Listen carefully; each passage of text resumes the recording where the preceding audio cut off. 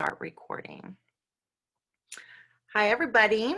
I'm so happy that you're here for my session for libraries as contributors to community resilience and what our role is in diversity committee initiatives and leadership for social equality workshop. Can everybody hear me? I just want to double check whenever I close or open something. I like to make sure I haven't hit anything. There was one time I was talking and nobody could hear me. So I want to make sure. Yes. Okay. Good. So, so we're basically going to be exploring belonging. And this is a workshop on how libraries can contribute. And we're already that place of belonging, cultural hub, if it's a virtual or physical place. You know, we're already looking at spaces on if people want to study alone, if people want to come together, not right now, sort of with the social distancing, we're refiguring that out. But anybody that's here, if you're from a museum library, corporate, public library, if you're from academia, I have worked in both, and this workshop is geared towards really any library. And just quickly about me, I have my MLS, I'm love librarianship. I'm in my last year for my doctorate in organizational leadership, working on my dissertation. And that's a little bit about me, and I'm in Richmond, Virginia. We have a couple people chiming in here. As I've told people before, I'm gonna have this chat open the whole time. Go ahead and I'll be looking over at it. Sunnyside, Washington. Yay, welcome everybody. So now we're gonna go to— Tina, could you turn off your video? I think we're meant to keep that off during the presentation. Take my video off, let me see. Yeah. Sure, let me see my screen here. Whoops, let me just escape here. Whoops, for a moment. So I can get to, where's— We have the participant window open. Let's see. I thought I had shut that. Mute all? Just the video for, let me see. Okay, I've stopped it. Okay. There we go. Okay. All right, good. Sorry now for the interruption. People. Oh, no worries at all. Let me get back to the presentation here. For everybody that just joined in, welcome everybody. We're going to be talking about inclusion, diversity, equality, awareness, leadership. I'm going to be talking a little bit. I have the chat open. Hi, Dayton, Indiana, Honolulu, Texas, everybody for chiming in here. You can type in the chat the whole time I'm going over some resources that can help you be leaders in diversity, in inclusion, and really create respect, understanding, and the overall umbrella for belonging. And the reason quickly that I wanted to do this presentation is at Bryant Stratton College where I work, we just started a diversity committee. And I had been on them previously at University of Houston and public libraries, and we're just starting ours now. And I know the buzzwords are inclusion, diversity, equality, awareness, leadership, but we've been talking a lot about belonging and how if we hit all of this criteria, faculty, staff, community, students, patrons, no matter what library you're working in, they're going to feel a sense of belonging if they're with us virtually or if they're with us in the physical space.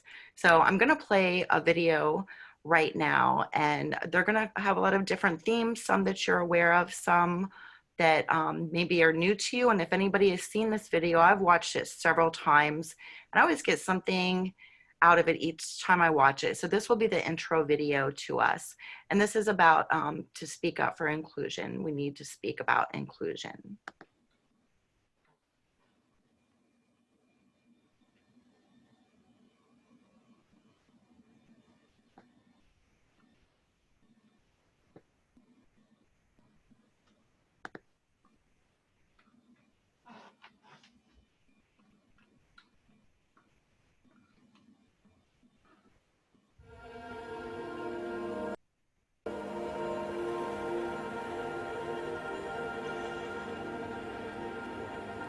There are people out there that would consider me, quote unquote, I hate this word, but a terrorist. As an Indigenous person, you were known as somebody who potentially could be a drunk, have substance abuse issues. Being Indian, may have expected me to know a lot about computer. Somebody said they can't see the video.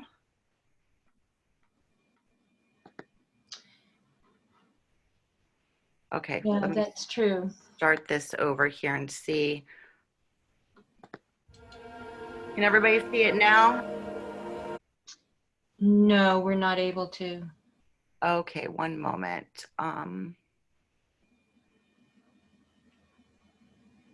Sorry about that. One moment. Let me get back here and let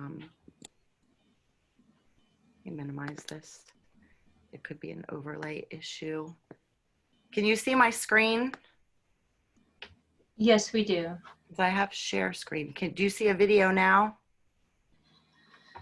No, I think maybe the sharing is only for one particular window. You might have to go to reshare and choose a different window for the video.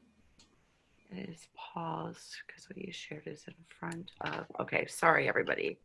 Let me get you. If I can just ask everyone at this time to turn off your video. Thank you. Okay, new share. One moment. And here's the video and share. There we go. That works. Everybody can see it? Okay, Yeah. awesome. Thank you for your patience, everybody. I'm going to go ahead and start it now. Let me move the chat over just a little bit, but everybody feel free to keep chatting.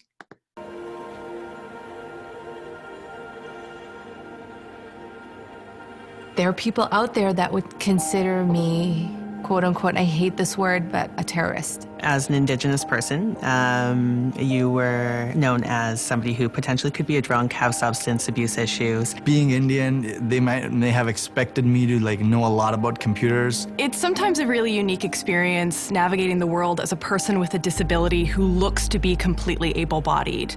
He made a comment about, well, don't worry about this that's going on because you won't be here too much longer. You'll be off having your next baby soon. Most women are, told they need to behave a certain way. People really think that my generation is lazy. Just another blonde waitress. Hey, do you rap? The only black girl. I didn't belong.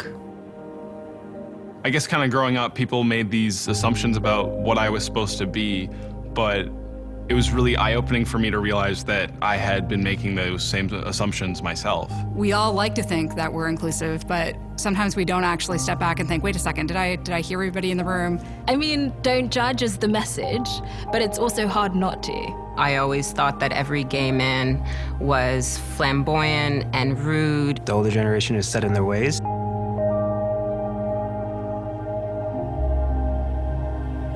Initially, I thought there was something weird about a girl who would want to be a camera operator because of the word cameraman, and we still have to work past these things and stuff. I went into the school on my first day, and there's these little girls, and they're wearing hijabs, and I was really intimidated by that. Have your initial judgments, but also be willing to learn. My definition of inclusion is a world and a society in which constructed barriers have been torn down. Inclusion for me is setting up an environment where everybody is comfortable. Open to accept other people's opinions. All individuals, regardless of their diversity, feel welcomed, feel respected. It means that they don't have to try to be what others expect them to be. Change is possible, but it takes the right person to make a change happen. I had a shop floor supervisor who stood up for me and sent out a company-wide email saying that Robin has every legal right to use the women's change rooms. It's funny because you do find allies in some of the strangest places. One thing we can do to support inclusion is to talk about it. You have to demonstrate that you're committed to this. Get to know people around you. Do something different. Learn something different. Learn about a culture. Different races, different religions, different belief systems, and see what there's good in all those things. Be an active listener. That's one of the things I practice with other immigrants as well. Open up your mind and take your time and get to know someone. Instead of putting them in this box, is showing that interest It's gonna surprise you. Ask me a stupid question. I don't care if it's a stupid question, just ask me. I'm an open book and willing to answer them. I don't see it as a negative thing. I see it as a teachable moment. Just ask me how to pronounce my name. It's simple. You decide that other people's feelings and experiences matter. We need to have more uncomfortable conversations so that we can drive more inclusion. And oftentimes, it's not easy. We're not there, but certainly we're on the right track. And it's important, otherwise change will never happen. My name is Shomodeep Ganguly, but people call me Sam. I am Layla Karem. Mutsa Matanga. Ms. Geneviève Leblanc. Ashley Pasila. Patrick Duff. Neil McLaughlin. Helena Gotchling. Rod Bolger. Jessica Shue. Kazim Marcano. I'm a chef and I forge metals. A proud mother. Forklift operator and a truck driver. I envision a day when we can just be so accepting of each other, where we can make space for others.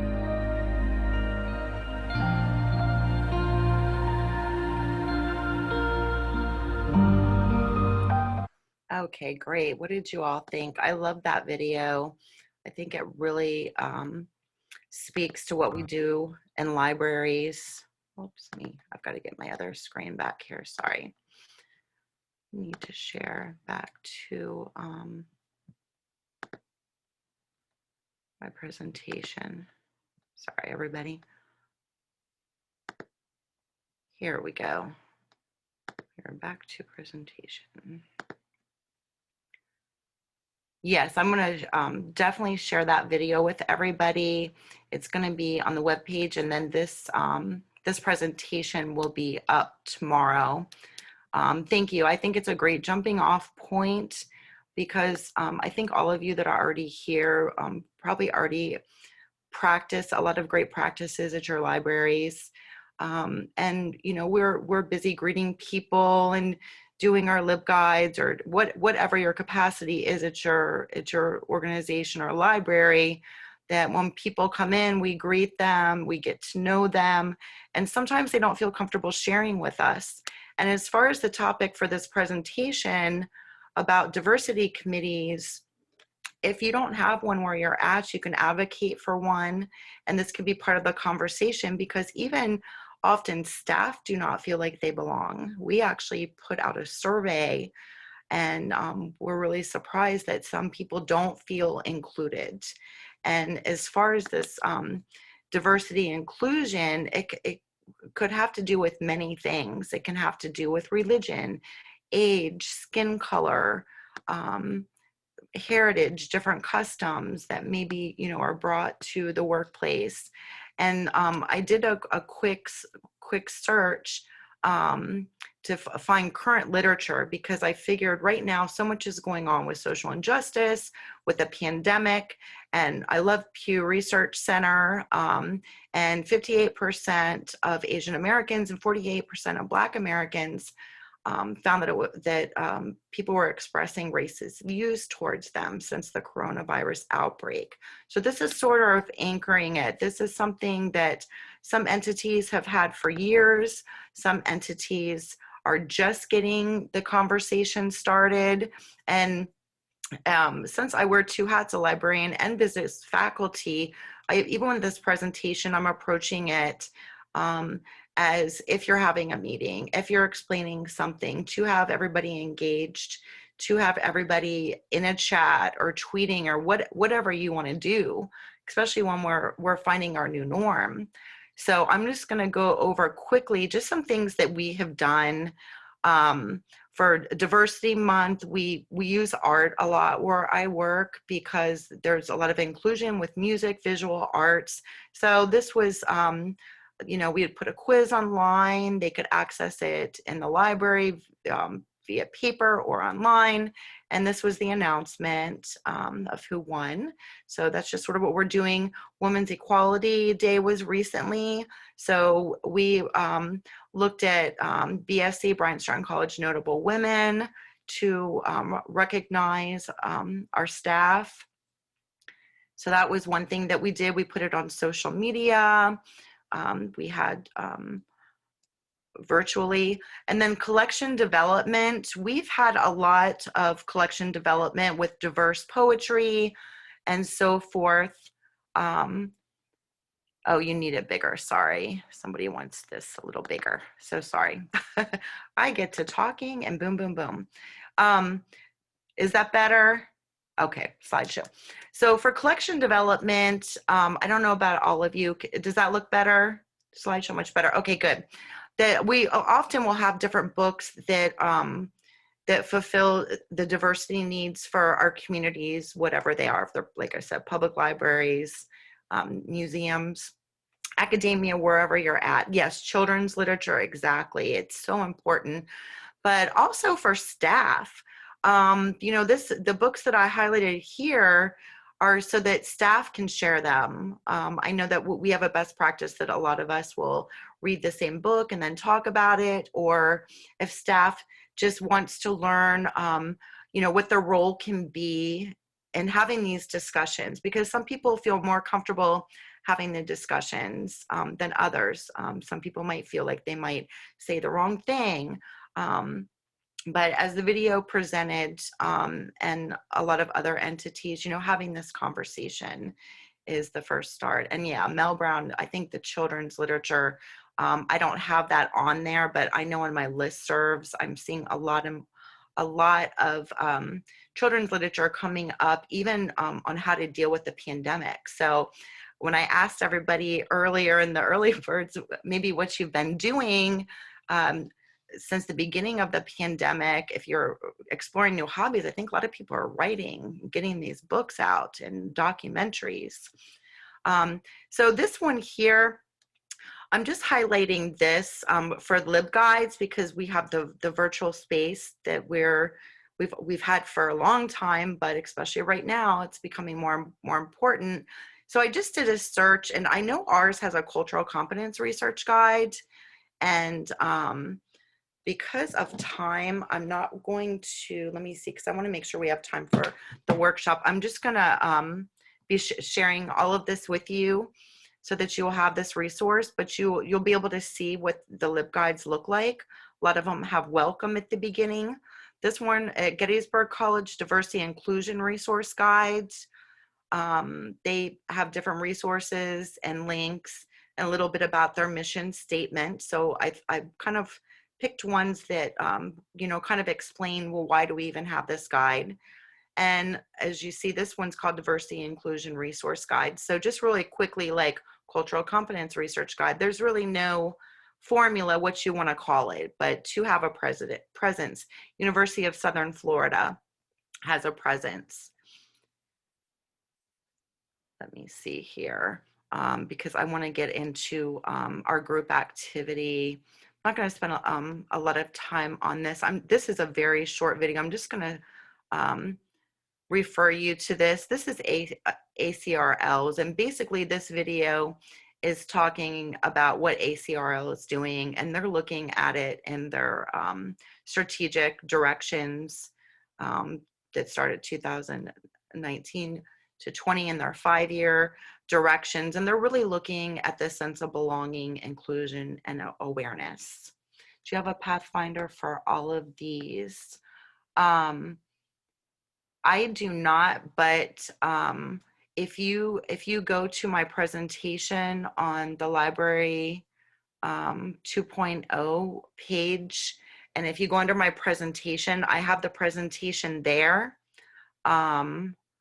Or if we have time, I'll link it because it's going to take me a minute to link it. And like I said, I want to get to our next. This is something that you can right now tweet, or you can write in your chat before we do Q&A. This is an activity that can be used as an icebreaker. This is an activity that can be used when you do instruction for your patrons or your students, or if you're leading a meeting. So you choose a question, and one of them could be, who gave you your name? Why that name? Do you know the ethnic origin of your name? Do you have any nicknames? If so, how did you get them? What is your preferred name? And these questions can tell you a lot. So if you all, just for a moment, if you don't have any questions about what we went over so far, if you want to type it in the chat, or if you want to turn on your microphone.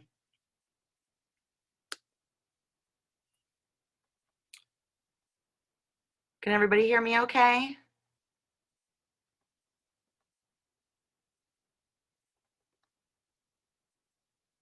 Yes. Okay, great.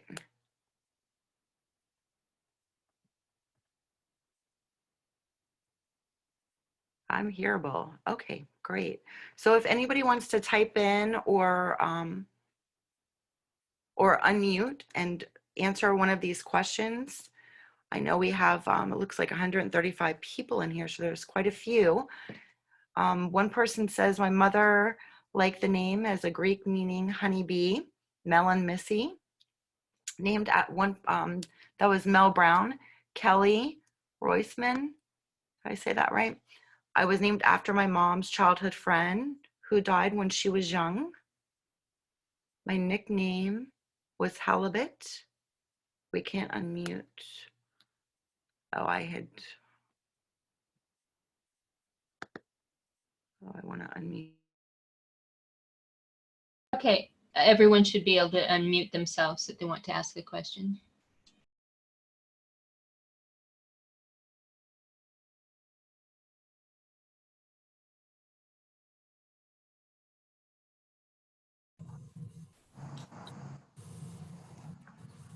Unmute. So whoever would like to.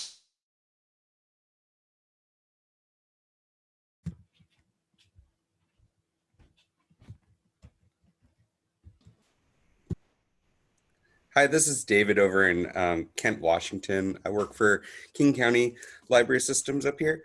You asked a couple of these, and I was just gonna do it really fast. My first name was actually just kind of a fluke. My mom she still doesn't even like my first name, oddly enough. And my last name as well is my dad's alias. So it's kind of, there's no real connection to my name or anything from my family, and it's kind of sad because of that. But I'm BIPOC and mixed heritage, and when I go overseas, I actually use the last name of my dad's family, which makes it a lot better when I interact with people. So. Oh, wonderful. Thank you for sharing. Let me see who was talking. Hi, my name is Ellen, and I would like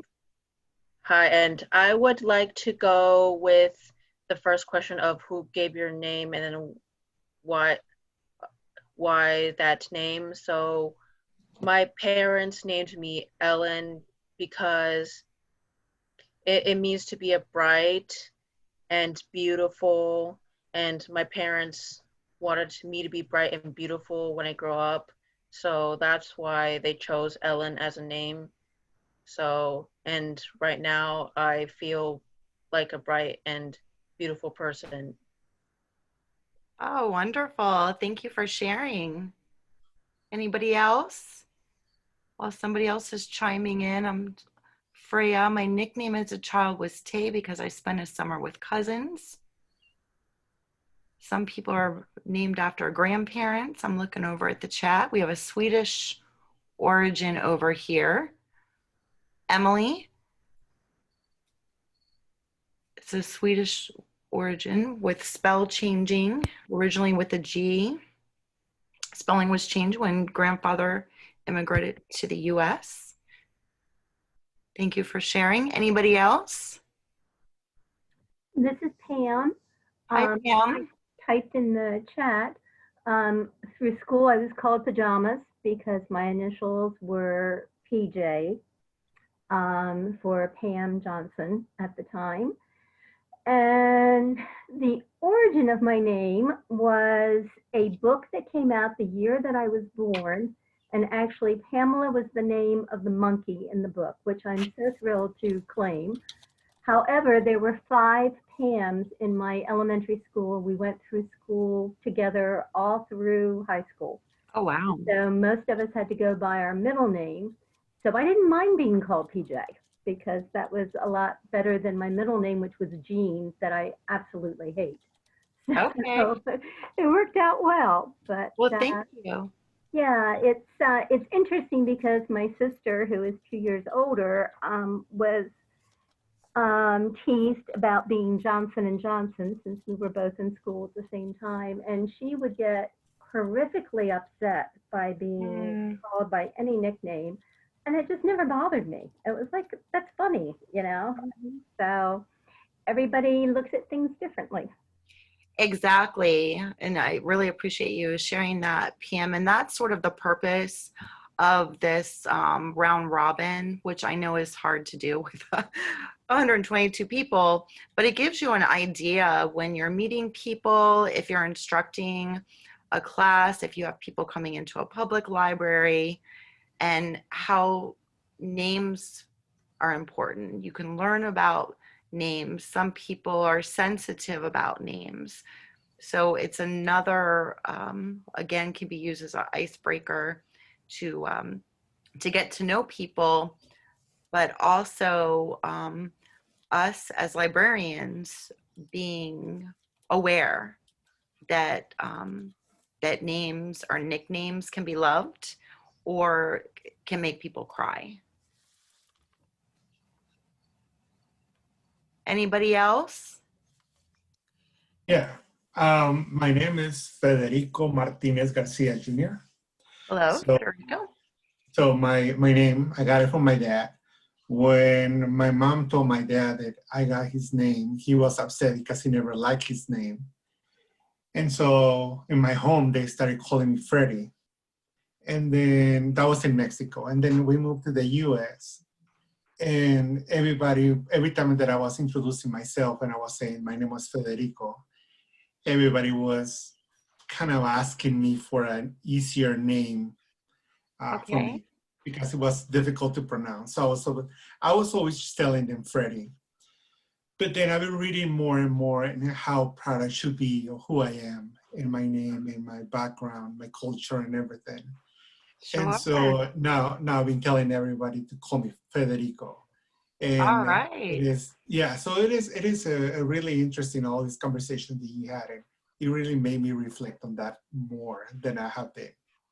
Wonderful. I wish we had more than a half hour, but at least this can get it started, because I think there's a shift with what you're talking about where certain people would shorten their names or even change their names in the past, and that was sort of the norm per se, right?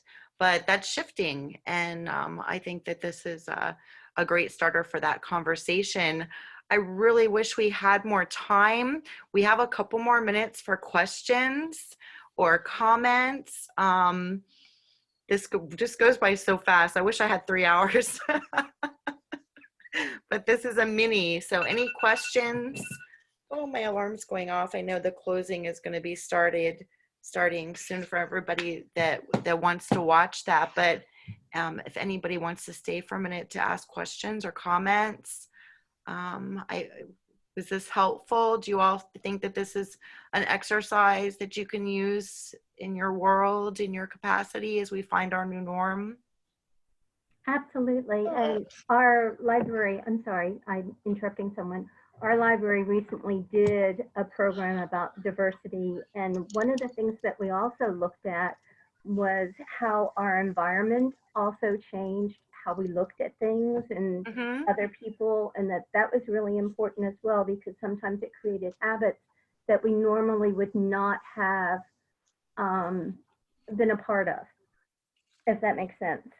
It does. And even, for example, the intro video that I showed for our meetings, we had looked at so many, and I just found that one was a great conversation starter, or at least to get us thinking, because like I said, I've watched it over and over again. Each time I watch it, I get something else. There's something I might not have considered that I get out of it. Anybody else? Thank you. Names really have a lot of cultural implications. Yes, exactly. Last an exercise at meeting on racial equality. Love the movie. Anybody else have questions? I know I'm not supposed to go over, and I think I'm starting to go over. Oh, I had a question real quickly. Sure. One of the things we're discussing is having a non-gender restroom available for both staff and for guests to the library. And of course, that's going to be rather expensive to try and undertake. How have other libraries gone about doing that? I have not followed that. And that's another good topic. That would be a great presentation for another conference or mini conference. I know where I work, it's still gender. Mm-hmm. So I'm not sure anybody else, has anybody else done that? I know in general, I don't know of any library in the world that says, oh my gosh, we're over budget to deal with these things, but it's important to look at.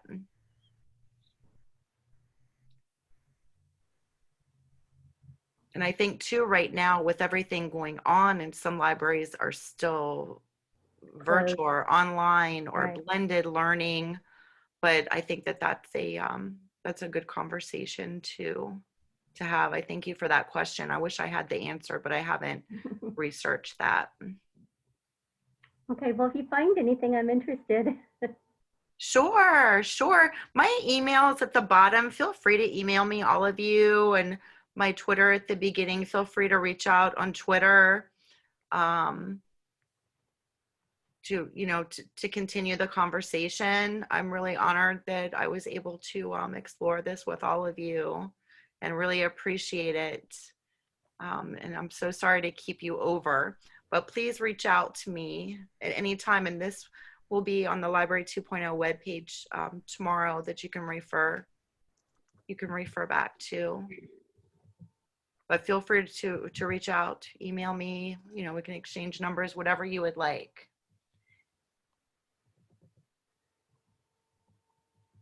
I'm going to stop recording now. Thank you, everybody. You are all lovely.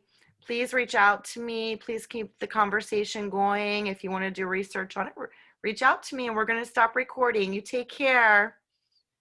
Bye, everybody. Have a fabulous day. Be safe.